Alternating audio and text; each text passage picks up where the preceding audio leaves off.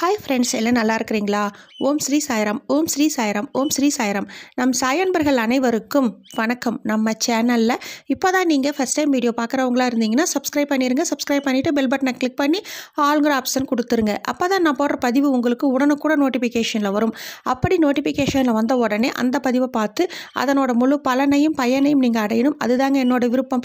சாய்பாவின் அன்பு கட்டளை. Okay friends, இன்றைக்கி நம்ம பார்க்க போகிற பதிவு ரொம்ப முக்கியமான பதிவு. என்ன அப்படின்னு பார்த்தீங்கன்னா, இன்று இரவு உறங்குவதற்கு முன்னாடி இந்த பதிவை ஒரு முறை கேளுங்க. இந்த பதிவில் சாய்பாவின் மிகவும் சக்தி வாய்ந்த மந்திரம் ஒன்று அற்புதம் நிறைந்தது சொல்லியிருக்கிறேன். அந்த மந்திரம் 7 முறை சொன்னாலே போதுங்க. ஏன் அப்படின்னு பார்க்கும் பொழுது, மனிதனிடம் இருக்கின்ற ஒரு அற்புதமான சக்தி வாய்ந்த ஒரு விஷயம் தான்ங்க மனம். அந்த மனதை சரியான முறையில் பயன்படுத்தும் போது எந்த ஒரு மனிதனும் தெய்வீக நிலையை அடைய முடியும். ஆனால் பெரும்பாலான மனிதர்கள் அவர்களுக்கு இன்பங்கள் ஏற்படும் போது மகிழ்வதும், துன்பங்கள் ஏற்படும் போது துவண்டு போவதும் என தங்களிடம் மனோசக்தியை வீணடிக்கிறார்கள்.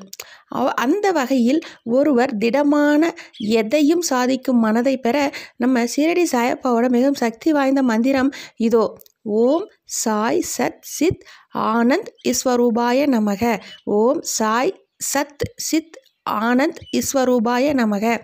ஓம் சாய் சத் சித் ஆனந்த் ஈஸ்வரூபாய நமக. நான் உச்சரித்த இந்த மந்திரத்தை நீங்கள் தினமும் உச்சரிக்கலாம். அதே போல் இன்று இரவு 7 முறை உச்சரிக்கும் பொழுது பலன் பல மடங்கு அதிகரிக்கும்.